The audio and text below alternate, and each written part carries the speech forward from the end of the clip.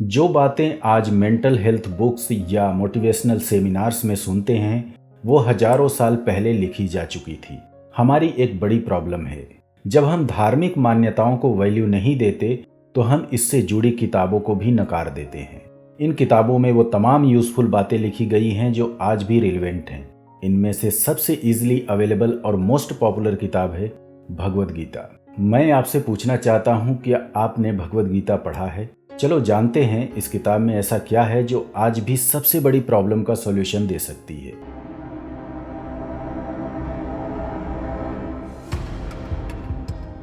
भगवद गीता सिर्फ एक धार्मिक ग्रंथ नहीं है, यह एक लाइफ का मैनुअल है जिसे हजारों साल पहले लिखा गया। लेकिन हैरानी की बात यह है, इसमें जो लेसन्स हैं वो आज भी उतने ही रिलेवेंट हैं, चाहे वो स्ट्रेस हो, कन्फ्यूजन हो या हैप्पीनेस की खोज। गीता की शुरुआत ही एक ऐसी स्थिति से होती है जो हम सबके लाइफ में आती है, कन्फ्यूजन और फियर। अर्जुन युद्ध भूमि में खड़े हैं पर लड़ नहीं पा रहे, कंधे भारी हो जाते हैं, धनुष गिर जाता है और वो कहते हैं, हे कृष्ण मैं भ्रमित हूँ, मुझे कुछ समझ में नहीं आ रहा। क्या ये सीन आपको अपने लाइफ जैसा नहीं लगता, जब हम भी करियर या रिलेशनशिप के क्रॉस रोड पर खड़े होते हैं और डिसीजन नहीं ले पाते? आज एंजाइटी, डिप्रेशन, ओवरथिंकिंग हर किसी के लाइफ का हिस्सा बन गया है। अर्जुन की स्थिति भी कुछ ऐसी ही थी। उनके सामने फैमिली, फ्रेंड्स और रिस्पॉन्सिबिलिटी का कॉन्फ्लिक्ट था। हमारे सामने भी करियर, पैसा और रिश्तों का कॉन्फ्लिक्ट होता है। गीता यही सिखाती है, जब माइंड कंफ्यूज हो तो क्लैरिटी कहाँ से मिलेगी।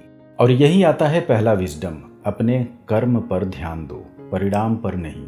मीन्स जो सबसे जरूरी काम है वो करो, उसके रिजल्ट के बारे में सोच सोचकर परेशान होना आपके प्रॉब्लम का सॉल्यूशन नहीं हो सकता। आज सेल्फ हेल्प बुक्स हमें यही बताते हैं, focus on the process not the outcome.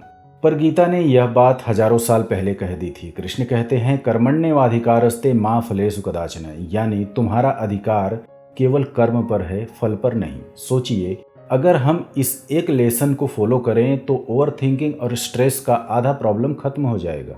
हम सबने यह लाइन सुन रखा है लेकिन इग्नोर कर देते हैं। दूसरा विजडम है डिटैचमेंट, यानी आसक्ति को छोड़ना। हम हर चीज से चिपके रहते हैं, job, money, people, even success. और जब ये चीजें कंट्रोल में नहीं रहती तो हम टूट जाते हैं। गीता कहती है, हर चीज तुम्हारे कंट्रोल में नहीं, उसे लेकर परेशान होना बेकार है। आज मॉडर्न साइकोलॉजी इसे लोकस ऑफ कंट्रोल कहती है। कृष्ण कहते हैं, समत्वम योग युच्यते, यानी सच्चा योग है हर स्थिति में संतुलित रहना, चाहे सक्सेस मिले या फेलियर। सोचिए, अगर हम हर हार जीत को एक एक्सपीरियंस की तरह देखें तो जीवन कितना हल्का हो जाएगा।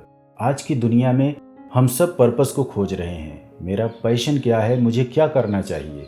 गीता का विजडम यहाँ भी गाइड करता है। अर्जुन का धर्म था युद्ध लड़ना। अगर हम खुद को जोड़कर देखें तो वो काम करना जो हमारे नेचर और रिस्पॉन्सिबिलिटी से जुड़ा है। हमारा धर्म हो सकता है अपनी स्किल्स को बढ़ाना, रिस्पॉन्सिबिलिटीज और रोल को अच्छी तरह निभाना। पर प्रॉब्लम ये है कि हम दूसरों का कॉपी करने लगते हैं। गीता चेतावनी देती है, पर धर्म भयावह, यानी दूसरों का धर्म अपनाना खतरनाक है। अगर हम दूसरों के ड्रीम चेस करेंगे तो कभी पीस नहीं मिलेगा। यह केवल एक किताब है जिसका मैंने रेफरेंस लिया। कहते हैं हमारे उपनिषद ज्ञान के भंडार हैं, लेकिन हम पढ़ना नहीं चाहते और कारण हम सब जानते हैं।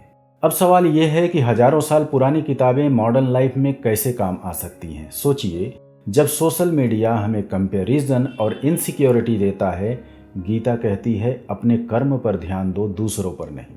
जब कैरियर प्रेशर हमें एंग्जायस करता है, गीता कहती है फल पर आसक्ति छोड़ो। जब रिलेशनशिप्स में एक्सपेक्टेशन हमें तोड़ देती है, गीता कहती है संतुलन रखो और एक्सेप्ट करो। ये बातें सिर्फ साइकोलॉजी नहीं है, ये लाइफ हैक्स है जो टाइमलेस है। अगर आपको लगता है कि ये वीडियो आपको एक नया नज़रिया दे रहा है तो इसे शेयर कीजिए और कमेंट में बताइए, क्या आप चाहते हैं हम अगली बार किसी और भूली बिसरी किताब से विजडम एक्सप्लोर करें? तो मिलते हैं एक और बेहतरीन किताब के साथ। तब तक के लिए be healthy and be creative.